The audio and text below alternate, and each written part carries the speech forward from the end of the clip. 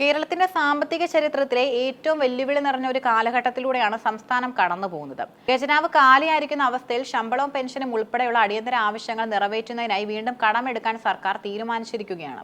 വികസന പ്രവർത്തനങ്ങൾക്കെന്ന പേരിൽ 3700 കോടി രൂപയുടെ കടപ്പത്രം പുറപ്പെടുവിക്കാനുള്ള നീക്കം വാസ്തവത്തിൽ സർക്കാരിന്റെ ദൈനംദിന നിലനിൽപ്പിനായുള്ള നെട്ടോട്ടമാണ്. ഈ പുതിയ കടമെടുപ്പോടെ ഈ സാമ്പത്തിക വർഷം മാത്രം സംസ്ഥാനം വരുത്തിവെച്ച ആകെ കടബാധ്യത 49,547 കോടി രൂപയായി ഉയരുകയാണ്. ഇത് കേരളത്തിന്റെ ദീർഘകാല സാമ്പത്തിക ഭദ്രതയെ സംബന്ധിച്ച് വലിയ ആശങ്കകളാണ് ഉയർത്തുന്നത്.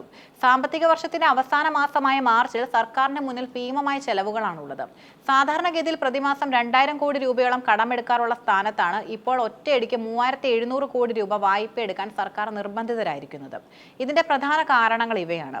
ലക്ഷക്കണക്കിന് സാധാരണക്കാർ ആശ്രയിക്കുന്ന സാമൂഹിക സുരക്ഷാ പെൻഷനുകൾ മാസങ്ങളായി കുടിശ്ശികയാണ്.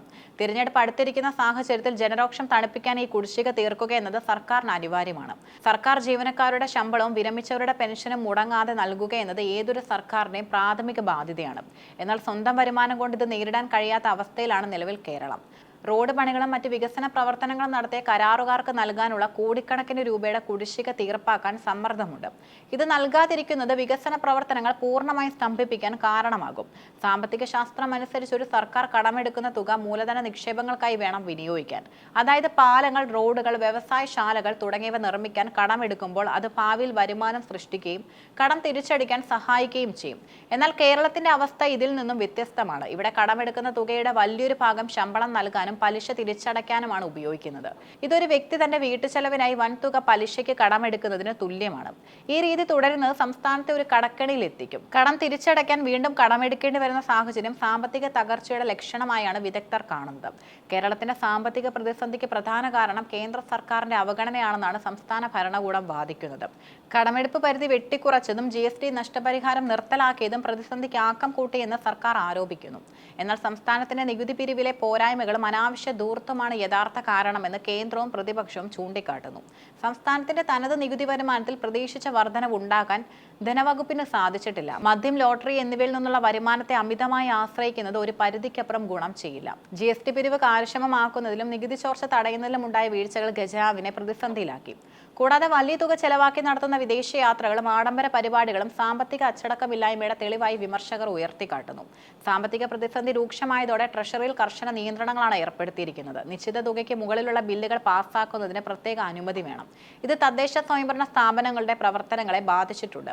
പഞ്ചായത്തുകളിലും നഗരസഭകളിലും പദ്ധതി വിഹിതം ലഭിക്കാത്തതിനാൽ പല വികസന പ്രവർത്തനങ്ങളും പാതി വഴി നിലച്ചു. ഗുണഭോക്താക്കൾക്ക് ലഭിക്കേണ്ട പല ആനുകൂല്യങ്ങളും വൈകുന്നത് സാധാരണക്കാരെ ദുരിതത്തിലാക്കുന്നു. കേരളം ദീർഘകാല അടിസ്ഥാനത്തിൽ ഒരു വലിയ സാമ്പത്തിക തകർച്ചയിലേക്ക് നീങ്ങുകയാണെന്ന സാമ്പത്തിക വിദഗ്ധർ ആവർത്തിച്ച മുന്നറിയിപ്പ് നൽകുന്നുമുണ്ട്. കടം തിരിച്ചടയ്ക്കാൻ വേണ്ടിയുള്ള പലിശയിനത്തിൽ മാത്രം വൻ തുക ഓരോ വർഷവും മാറ്റിവെക്കേണ്ടി വരുന്നു. ഇത് സംസ്ഥാനത്തിന്റെ വികസന ബഡ്ജറ്റിനെ സാരമായി ബാധിക്കുന്നു. കടമെടുത്ത് മുടിയുന്ന കേരളം എന്ന പ്രതിച്ഛായ മാറ്റാൻ കർശനമായ സാമ്പത്തിക പരിഷ്കാരങ്ങൾ ആവശ്യമാണ്. റവന്യൂ ചെലവുകൾ ചുരുക്കുകയും നികുതിയിതര വരുമാനം വർദ്ധിപ്പിക്കുകയും ചെയ്യുക എന്നത് മാത്രമാണ് ഏക പോംവഴി.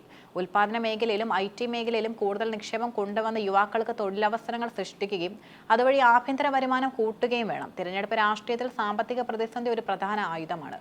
ശമ്പളവും പെൻഷനും കൃത്യമായി നൽകാൻ കഴിയാത്തത് ഭരണവിരുദ്ധ വികാരം ഉണ്ടാക്കുമെന്ന് സർക്കാർ ഭയപ്പെടുന്നു. അതുകൊണ്ടാണ് കടമെടുത്തെങ്കിലും പെൻഷൻ വിതരണം ചെയ്യാൻ സർക്കാർ മുൻഗണന നൽകുന്നത്. എന്നാൽ ഈ താൽക്കാലിക ആശ്വാസം വലിയൊരു ദുരന്തത്തിലേക്കുള്ള ചുവടുവെപ്പാണെന്ന് പ്രതിപക്ഷവും ആരോപിക്കുന്നു. കേരളത്തിന്റെ ക്രെഡിറ്റ് റേറ്റിംഗിനെ ഇത്തരത്തിൽ അനിയന്ത്രിതമായ കടമെടുപ്പുകൾ ബാധിക്കുമെന്നും ഭാവിയിൽ വായ്പകൾ ലഭിക്കാൻ പ്രയാസം ഉണ്ടാകുമെന്നും അവർ ചൂണ്ടിക്കാട്ടുന്നു. 3700 കോടി രൂപയുടെ പുതിയ കടമെടുപ്പ് കേരളത്തിന് താൽക്കാലികമായി ശ്വാസം വിടാൻ അവസരം ഒരുക്കിയിരിക്കും. എന്നാൽ കടമെടുപ്പ് ഒരു സ്ഥിരം പരിഹാരമല്ല എന്ന് തിരിച്ചറിയേണ്ട സമയം അതിക്രമിച്ചിരിക്കുന്നു. കൃത്യമായി സാമ്പത്തിക പ്ലാനിങ്ങും അച്ചടക്കവും ഇല്ലാതെ മുന്നോട്ട് പോകുന്നത് കേരളത്തെ ശ്രീലങ്ക നേരിട്ടതുപോലുള്ള വലിയൊരു സാമ്പത്തിക തകർച്ചയിലേക്ക് എത്തിച്ചേക്കാം. ജനപ്രിയ പ്രഖ്യാപനങ്ങൾക്കപ്പുറം സംസ്ഥാനത്തിന്റെ സാമ്പത്തിക അടിത്തറ ഭദ്രമാക്കാനുള്ള ദീർഘവീക്ഷണത്തോടെയുള്ള നടപടികളാണ് ഭരണകൂടത്തിൽ നിന്നും ജനങ്ങൾ പ്രതീക്ഷിക്കുന്നത്. വികസനവും ക്ഷേമവും ഒരുപോലെ കൊണ്ടുപോകണമെങ്കിൽ കടബാധ്യതകൾ കുറയ്ക്കുകയും വരുമാന സ്രോതസ്സുകൾ വിപുലപ്പെടുത്തുകയും ചെയ്യേണ്ടതും അനിവാര്യമാണ്. വരും ദിവസങ്ങളിൽ ട്രഷറി നിയന്ത്രണങ്ങൾ നീങ്ങുമോ അതോ കൂടുതൽ കർശനമാകുമോ എന്നത് സർക്കാരിന്റെ സാമ്പത്തിക മാനേജ്മെന്റിനെ ആശ്രയിച്ചിരിക്കും.